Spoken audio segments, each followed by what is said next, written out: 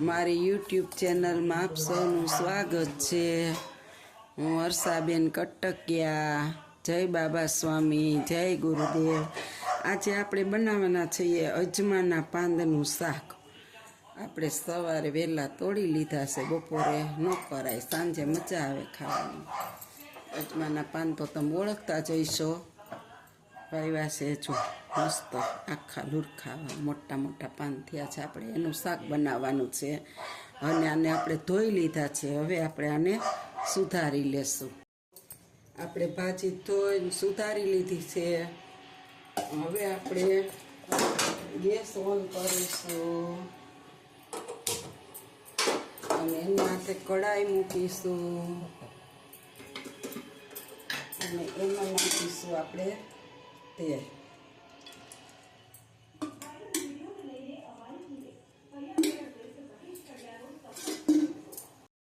જો આપણું તેલ હવે આવી ગયું છે, આપણે એમાં થોડુંક નાખશું જીરું,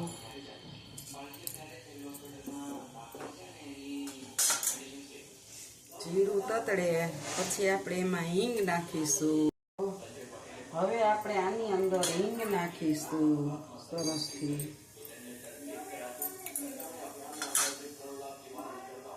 હિંગ નાખી અને હવે આપણે નાખવાની છે આદુ મરચાં લસણની પેસ્ટ।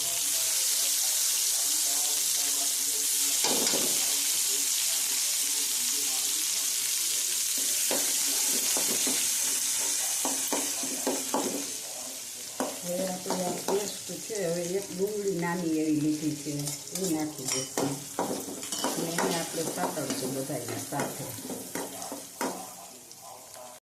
સતળાઈ ગઈ છે, હવે આપણે એક નાખી દઈશું ટમેટું।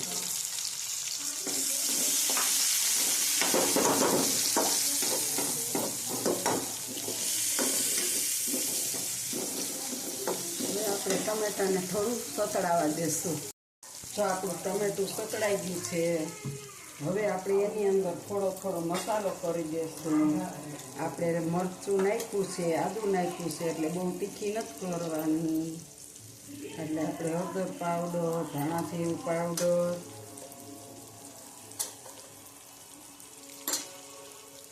સ્વાદ અનુસાર નિમક। હવે આપણે નિમક જોશે ને તો પછી નાખશું, અત્યારે તો માથે નાખવું। અને હવે આપણે છે ને આ ભાજી વઘારી નાખશું।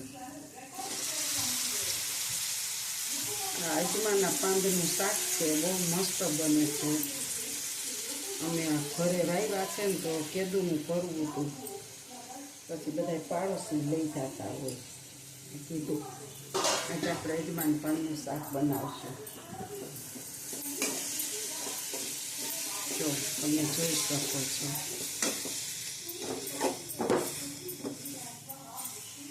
તો આપણે આમ બહુ તીખું નથી બનાવ્યું, કારણ કે આદુ લસણ મરચાંની પેસ્ટ છે, એટલે ચટણી થોડી નાખી છે।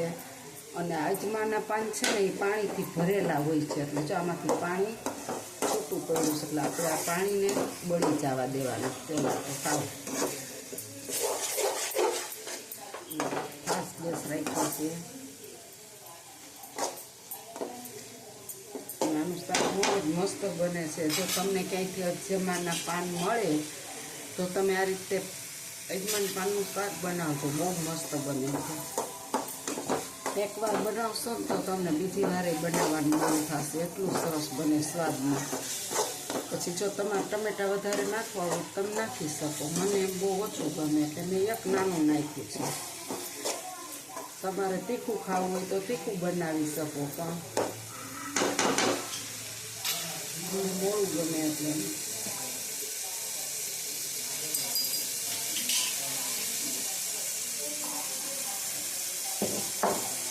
હવે આપણે આમાં થોડુંક પાણી નાખી દઈએ અને ધીરે ગેસે ચડવા દેશું।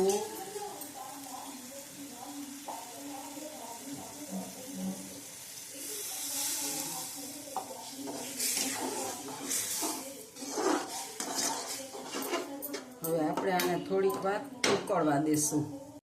આપણું શાક ચડે ને ત્યાં ચણાનો લોટ આપણે અગાઉ શેકીને જ હવે ડબરો ભરીને રાખીશ, એટલે આપણે થોડોક લીધો છે એની અંદર આપણે થોડુંક એવું તેલ નાખીશું. તેલ નાખી અને એની અંદર આપણે થોડો થોડો મસાલો કરવાનો છે. આપણે તીખું બહુ નથી કરવું, પણ તમે આની અંદર તીખું ખાતા હો ને તો જાજો મસાલો નાખી શકો.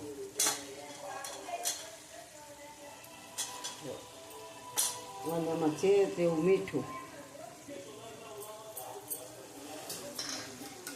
અને એક ચપટી એવી સુગર, બહુ નહીં.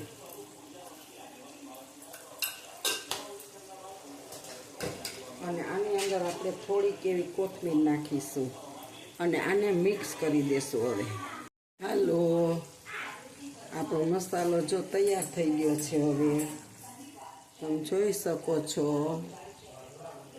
આપણો મસાલો કમ્પ્લીટ થઈ ગયો. જો ચોરી બધોય નાખ્યો હતો ને એટલે બહુ તીખું તો બનાવવાના નથી.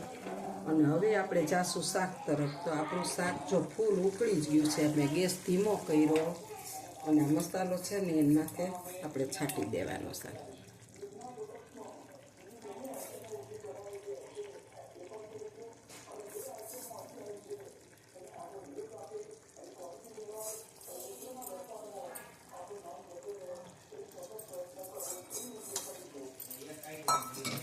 હવે આપણે એને ઢાંકીને ચડવા દેવાનું સરસ. હા, હવે આપણે થાળીને ઊંચકીને જોશું. જો આપણો લોટ બરોબર એકદમ સરસ મિક્સ થઈ ગયો છે, જોઈ શકો છો.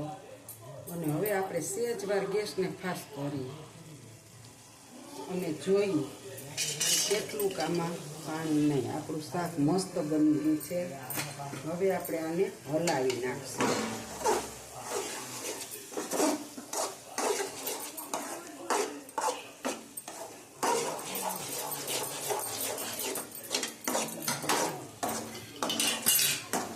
બહુ મસ્ત લસણ આદુ મરચાંની સુગંધ આવે છે અને શાક એટલું મસ્ત બની ગયું છે. ભાજી ચડી ગઈ છે. આપણે થોડીક વાર રહેવા દઈએ.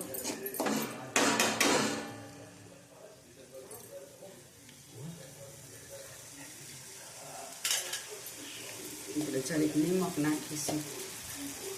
નિમક સહેજ ઓછું છે.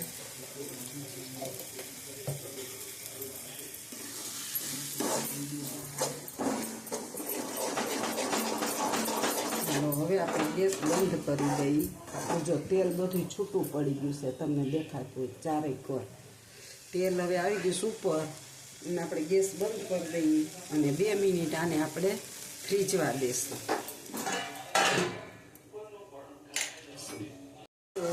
જો આપણું શાક થઈ ગયું, બધું તેલ ઉપર જો મોતિયા બધા દેખાય છે. તેલ ઉપર આવી ગયું છે. આ મારી અજમાના પાનની શાકની રેસીપી જો તમને સારી લાગી હોય તો લાઈક કરજો, શેર કરજો, બેલ લાઈક બટન દબાવવાનું ભૂલતા નહીં. તો ફ્રીમાં છે. આપણે માત્ર આંગળી જડાડવાની જ. અને તમારા સહકારથી જ હું આગળ આવીશ, માટે એટલું ધ્યાન રાખજો. અને આ રેસીપી તમને સારી લાગી હોય તો ઘરે બનાવજો અને પછી મને કોમેન્ટમાં લખજો કે કેવું બને છે. એકવાર કરશો તમને વારંવાર કરવાનું મન થશે. આવજો. જય બાબા સ્વામી, જય ગુરુદેવ. કોથમીર નાખવાનું ભૂલી ગયા હતા બતાવવાનું. હવે થોડી કોથમીર છાંટી દઈશું માથે.